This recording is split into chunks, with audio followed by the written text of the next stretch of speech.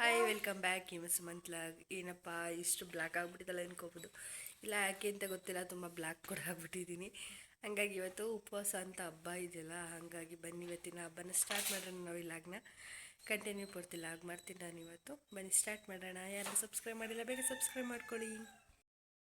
Hi, ಏನು ಮಾಡ್ತಾಯಿದ್ದೀರಾ? 6 ಗಂಟೆಗೆ ಎದ್ದು ಇಬ್ರು 6 ಗಂಟೆಗೆ ಊಟ ಮಾಡ್ಬಿಟ್ರಾ? ಫೇಸ್ ತೋರಿಸಿ ಹಂಗೆ ಸ್ವಲ್ಪ. ಇಬ್ರು ಓದ್ತಾ ಇದ್ದೀರಾ? ಇವತ್ತು ಹಬ್ಬ ಅಲ್ಲ, ಸ್ನಾನ ಮಾಡಲ್ಲ, ಹೀಗೆ ಇದ್ದೀರಾ? ಸರಿ ಸರ್, ಮಾಡಿ. ಏನು ಮಾಡಲಿ ಅಷ್ಟೇನಾ? ಪುಳಿಯೋಗರೆ. ಸರಿ ಸರ್. ಮನೆಗಾಗಲೇ ಉಪವಾಸದ ಪ್ರಯುಕ್ತ ಹಲಸಿನ ಕೂಡ ಬಂದಿದೆ. ಅದನ್ನಾಲೇ ಅರ್ಧ ಕೂದ್ಬಿಟ್ಟಿದ್ದಾರೆ ಸುಮಂತವ್ರು, ಇನ್ನು ಅರ್ಧ ಇಲ್ಲಿದೆ. ನೆಕ್ಸ್ಟ್ ಬಂದು ಅಮ್ಮ ತಿಂಡಿ ಕೂಡ ಕೊಟ್ಟು ಕಳಿಸಿದ್ರು, ತೋರಿಸ್ತೀನಿ ಬನ್ನಿ. ಇದರಲ್ಲಿ ಕಜ್ಜಾಯ ಇದೆ. ಇದು ನೆಕ್ಸ್ಟ್ ಬಾಕ್ಸ್ ಬಂದು ರವೆ ಉಂಡೆ ಮತ್ತು ಕಜ್ಜಿಕಾಯಿ ಇದೆ. ಉಪವಾಸ ಹಬ್ಬದ ಪ್ರಯುಕ್ತ ಬಂದಿರೋದಿದೆ. ನನಗೆ ಹಸಿರು ಬೇಳೆ ಅಂದರೆ ತುಂಬ ಇಷ್ಟ. ಹಾಕಿದ್ದೀನಿ ಅದಕ್ಕೋಸ್ಕರ.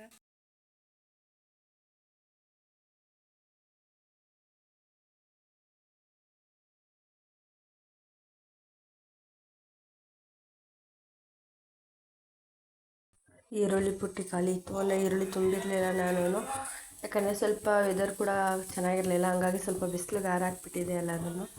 ಹಂಗಾಗಿ ಟೇಬಲ್ ಮೇಲಂತೂ ಏನೂ ಕ್ಲೀನ್ ಮಾಡೋಕ್ಕೆ ಆಗಿಲ್ಲ. ಹಬ್ಬದ ಕೆಲಸಕ್ಕೂ ಅದಕ್ಕೂ ಸಾಕಾಗ್ಬಿಟ್ಟಿದೆ. ಮಾತ್ರ ಹೆಣ್ಮಕ್ಳಿಗೆ ಮಾತ್ರ ಸಂಬಳ ಕೊಡ್ತೀನಿ ಅಂದರೆ ನಿಜ, ಅಂಬಾನಿನೂ ಮೀರಿಸ್ತಾ ಇದ್ರೇನು.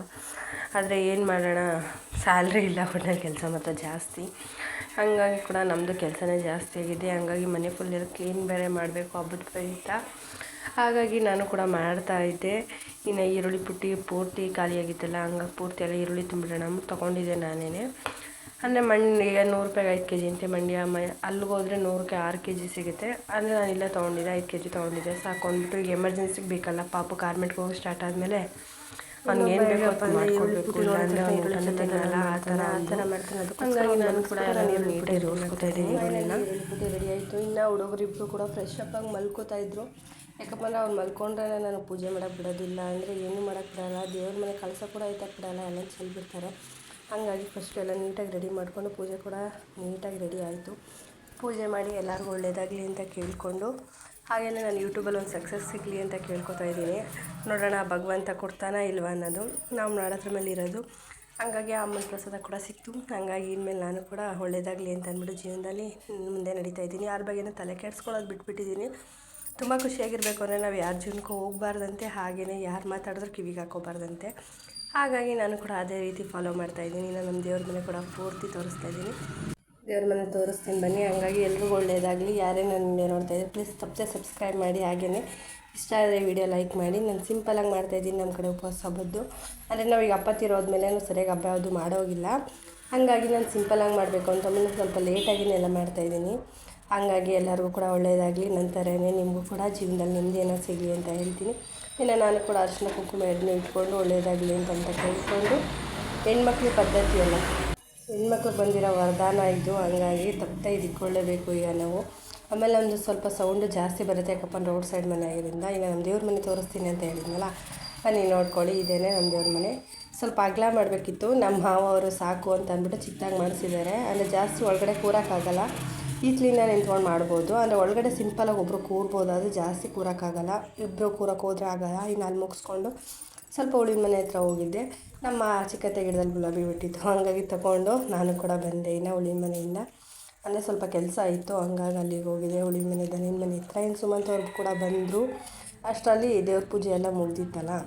ಇನ್ನು ಹೊರಟ್ವಿ. ನಾನು ದೇವಸ್ಥಾನಕ್ಕೆ ಹೋಯ್ತು ಬರೋಣ ಅಂತ ಅಂದ್ಬಿಟ್ಟು, ಚಿಕ್ಕಮ್ಮನ ದೇವಸ್ಥಾನಕ್ಕೆ ಹೋಯ್ತು ಬರೋಣ ಅಂತ ಅಂದ್ಬಿಟ್ಟು ಹೋದ್ವಿ. ನಾನು ಪಾಪು ಸುಮಂತ್ ಎಲ್ಲರೂ ಕೂಡ, ಅವ್ರು ಯಾರು ಒಳಗಡೆ ಬರಲಿಲ್ಲ. ಪಾಪು ನಾನು 3 ಜನ ಹೋಗಿದ್ವಿ. ಇನ್ನು ಅಮ್ಮನವ್ರ ಪೂಜೆ ಕೂಡ ಆಯಿತು. ಇನ್ನು ಫೈನಲಿ ಬಂದು ಇವರು ಪಟ ಹಾಗಾಗಿ ಪಟ ಕೂಡ ತೊಗೊಂಡು ಹತ್ತಿಸ್ತಾ ಇದ್ದಾರೆ ನೋಡಿ. ಅವ್ರ ತಾತ ಹಾಕ್ಕೊಟ್ಟಿದ್ದಾರೆ, ಚಿಕ್ಕ ತಾತ ಹೋಗ್ಬಿಟ್ಟು ಸೂತ್ರ ಎಲ್ಲನೂ. ಇನ್ನು ಇವನು ಇದನ್ನೆಲ್ಲ ತರಲೆ ಇವನು ಕೂಡ ಬಿಡಬೇಕಂತೆ. ಹಂಗಾಗಿ ಇವನು ದಾರದಲ್ಲಿ ಬಿಡ್ತಾಯಿಲ್ಲ, ಹಿಂದೆ ಬಾಲಗುಂಚದಲ್ಲಿ ಬಿಡ್ತಾ ಇದ್ದಾರೆ. ಹಾಗಾಗಿ ಮಕ್ಕಳು ಆಟ ನೋಡಿಕೊಂಡು ನಾನು ಸುಮ್ಮನೆ ವೆಯ್ಟ್ ಮಾಡ್ತಾಯಿದ್ದೆ. ಅದೇ ಟೈಮ್ಗೆ ಸರಸ್ವತಮ್ಮ ಅಂತ ಒಬ್ಬರು ಅಜ್ಜಿ ಬಂದರು. ಅವ್ರು ಆಗ್ಲಿಂದ ಕೊಡ್ತಿದ್ರಂತೆ ಉಪವಾಸಕ್ಕೆ ಅಂದ್ಬಿಟ್ಟು. ಹಂಗಾಗಿ ಇದು ತಂದು ಕೊಟ್ಟಿದ್ದಾರೆ. ಹೆಸರು ಬೇಳೆ ಮತ್ತು ಅವಲಕ್ಕಿ, ಉಪ್ಪಿಟ್ಟು ಮತ್ತು ಹಳಸಿನೆಣ್ಣಿಂದು ಫಲಹಾರ ಅಂತ ಹೇಳ್ತಾರಲ್ಲ ಅದು. ಇಷ್ಟು ಕೂಡ ತೊಗೊಂಡು ಕೊಟ್ಟಿದ್ದಾರೆ. ನಾನು ಇದ್ದಿದ್ದೆ ಫಸ್ಟ್ ವರ್ಷ ಅಲ್ಲ, 5 ವರ್ಷದಲ್ಲಿ, ಹಾಗಾಗಿ ನನಗೆ ಗೊತ್ತಿರಲಿಲ್ಲ. ಹಂಗಾಗಿ ನಾನು ಈಸ್ಕೊಂಡೆ. ಇನ್ನು ಸ್ವಲ್ಪ ಬಿದ್ರಕೋಟೆಗೆ ಹೋಗ್ಬೇಕಿತ್ತು, ಅಲ್ಲಿ ಸ್ವಲ್ಪ ಬ್ಲೌಸ್ ಎಲ್ಲ ಸ್ಟಿಚಿಂಗ್ ಕೊಟ್ಟಿದ್ದೆ. ಹಂಗಾಗಿ ಅದು ವರ್ಕಿಗೆಲ್ಲ ಕೊಟ್ಟಿದ್ನಲ್ಲ, ಈಸ್ಕೊಬರೋಣ ಅಂದ್ಕೊಂಡು ಹೋದೆ. ಇನ್ನು ಅದು ವರ್ಕ್ ಮಾಡಿರೋದು ನೆಕ್ಸ್ಟ್ ವೀಡಿಯೋದಲ್ಲಿ ನಾನು ಅಪ್ಲೋಡ್ ಮಾಡ್ತೀನಿ. ಈಗ ನಾನು ವೀಡಿಯೋ ನೋಡ್ತಾ ಇರೋದಕ್ಕೆ ತುಂಬಾ ಥ್ಯಾಂಕ್ಸ್. ಎಲ್ಲದಕ್ಕಿಂತ ಮುಂಚೆ ಸಬ್ಸ್ಕ್ರೈಬ್ ಮಾಡಿ, ಹಾಗೆ ಸೈಡಲ್ಲಿ ಕಾಣೋ ಬೆಲ್ ಐಕನ್ನ ಕ್ಲಿಕ್ ಮಾಡಿ. ಈ ವಿಡಿಯೋ ಇಷ್ಟ ಆದರೆ ಲೈಕ್ ಮಾಡಿ, ಶೇರ್ ಮಾಡಿ, ಕಮೆಂಟ್ ಮಾಡಿ. ಚೆನ್ನಾಗಿ ಬರ್ತಿದ್ದೀವಿ ಅಂತ ಅಂದ್ಬಿಟ್ಟು ಥ್ಯಾಂಕ್ ಯು.